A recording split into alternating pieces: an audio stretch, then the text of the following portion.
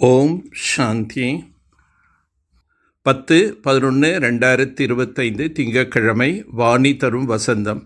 இனிமையான குழந்தைகளே, உடல், மனம், பொருள் மற்றும் எண்ணம், சொல், செயல் மூலமாக 21 பிறவிகளுக்கு பாபாவிடமிருந்து பலன் பெறும் அளவுக்கு சேவை செய்யுங்கள். ஆனால் சேவையில் ஒருபோதும் தங்களுக்குள் ஒத்துப்போகாமல் இருக்கக்கூடாது. தங்களுக்குள் ஒற்றுமையாக இருக்க வேண்டும். ஒருபொழுதும் எவ்விதமான சண்டை சச்சரவும் இருக்கக்கூடாது. ஒருவேளை சண்டை சச்சரவு இருந்தால் என்ன சேவை செய்வீர்கள்? ஆகவே தங்களுக்குள் ஒன்று சேர்ந்து ஆலோசனை செய்யுங்கள். ஒருவருக்கொருவர் உதவியாளர்களாக ஆகுங்கள். பாபா உதவியாளராகத்தான் இருக்கின்றார். ஆனால் குழந்தைகள் தைரியம் வைத்தால் பாபாவின் உதவி கிடைக்கும். இதனுடைய பொருளை உண்மையாக புரிந்து கொண்டு பெரிய காரியத்தில் உதவியாளர்களாக ஆகுங்கள். இனிமேலும் இனிமையான குழந்தைகள், ஆன்மீக தந்தையிடம் புத்துணர்வு அடைவதற்காக வந்துள்ளீர்கள். குழந்தைகளுக்கு எப்போதும் எண்ணம், சொல், செயல், உடல், மனம், பொருளால் 21 பிறவிகளுக்கு பாபாவிடமிருந்து பலன் அடையும் வகையில் சேவை செய்ய வேண்டும் என்ற எண்ணம் இருக்க வேண்டும். குழந்தைகளாகி உங்களுக்கு பாபாவின் கட்டளை, இனிமேலும் இனிமையான குழந்தைகளே, நீங்கள் உங்களை ஆத்மா என உணருங்கள். வெறும் பண்டிதர்களாக இருக்காதீர்கள். தனக்கும் நன்மை செய்து கொள்ள வேண்டும். நினைவினால் சத்தோ பிரதானம் ஆக வேண்டும். மிகவும் முயற்சி செய்ய வேண்டும். இல்லை என்றால் மிகவும் வருத்தப்பட வேண்டியதாக இருக்கும். கட்டளைக்கு கீழ்ப்படிந்த குழந்தைகளே, உங்களுக்கு கட்டளை இடுகின்றேன். என்னை நினைவு செய்தால் உங்களின் பாவம் விலகும் என்று தந்தை நான் குழந்தைகளுக்கு டைரக்ஷன் அளிக்கின்றேன்.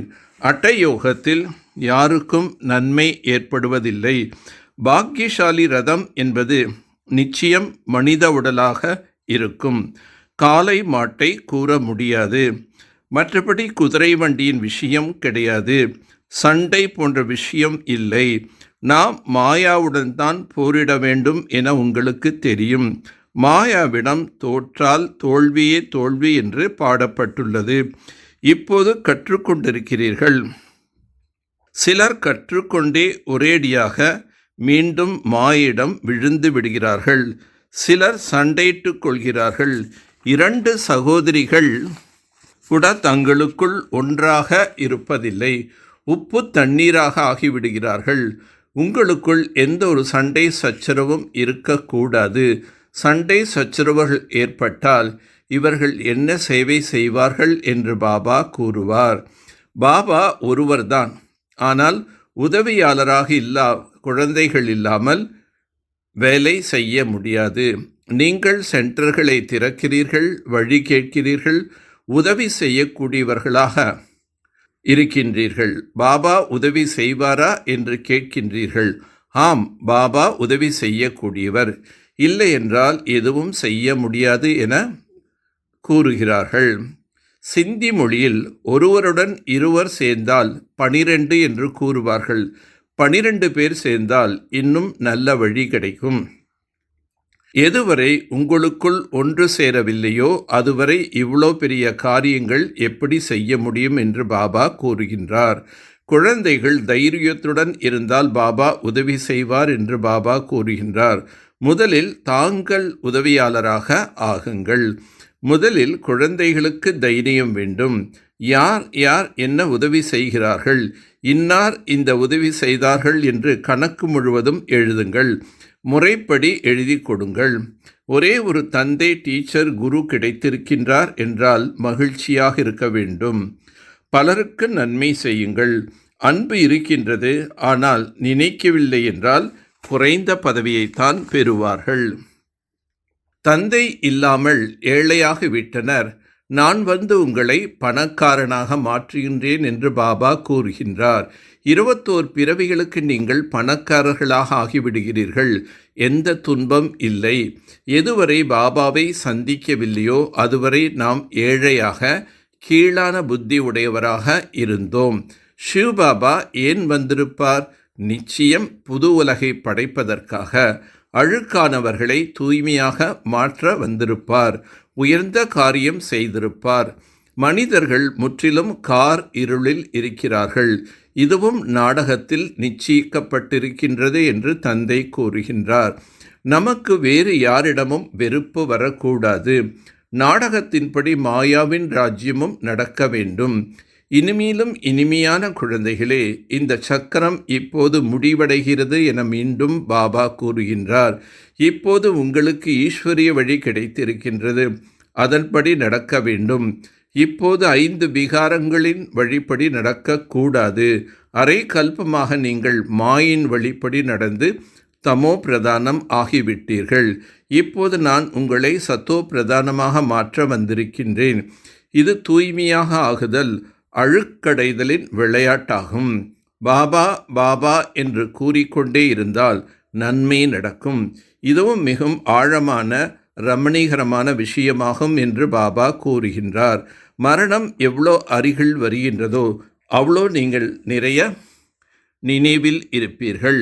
அப்பா அன்பு கடல் அல்லவா? எனவே நீங்களும் தங்களுக்குள் மிகவும் அன்பாக இருக்க வேண்டும்.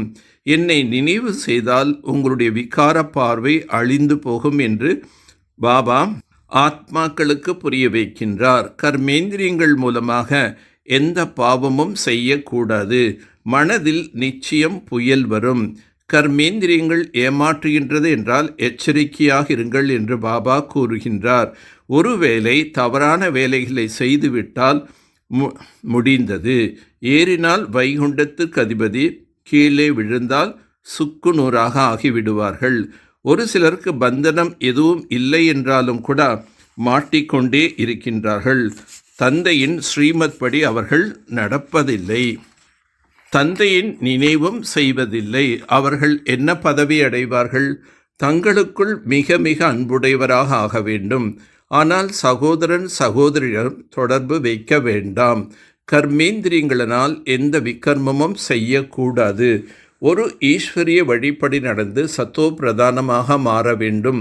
மாயின் வழியை விட்டுவிட வேண்டும். தங்களுக்குள் குழுவை வலிமையாக ஆக்க வேண்டும். ஒருவருக்கொருவர் உதவியாளராக வேண்டும். லட்சியத்துக்கேற்ப லட்சணத்தை சமன் செய்யும் கலை மூலமாக முன்னேறும் கலையை அனுபவம் செய்து பாப் சமான் சம்பன்னமாக ஆகுக. குழந்தைகளிடம் உலக நன்மைக்கான விருப்பம் உள்ளது. அத்துடன் பாப் சமான் ஆவதற்கான உயர்ந்த ஆசையும் உள்ளது. ஆனால் லட்சியத்திற்கும் லட்சணத்துக்கும் இடையே வேற்றுமை தனக்கும் பிறருக்கும் தென்படுகின்றது. எனவே சமநிலை செய்யும் கலையை முன்னேற்றத்தில் கொண்டு வந்து இந்த வேற்றுமை அகற்றுங்கள்.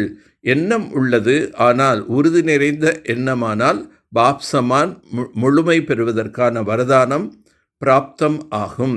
இப்போது சுய தரிசனம் பிற தரிசனம் எனும் 2 சக்கரம் சுழல்கின்றது. வீண் விஷயங்களில் திரிகாலதரிசியாக ஆகின்றீர்கள்.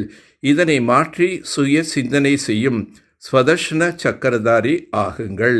சேவைக்கான பாக்கியத்தை பெறுவதே அனைத்திலும் பெரும் பாக்கியம். தேகம் மற்றும் தேகத்தின் தேசத்தையும் மறந்து அஷரீரி என்னும் பரந்தாம வாசி ஆகுங்கள். பிறகு பரந்தாம் வாசியிலிருந்து அவ்வக்த நிலையில் நிலை பெறுங்கள். பிறகு சேவை பொருட்டு சப்தத்தில் வாருங்கள். சேவை செய்து கொண்டே தனது சுயரூபம் என்னும் சுரூபத்தில் நிலை பெறுங்கள். பிறகு சேவை பொருட்டு சம்மதத்தில் வாருங்கள்.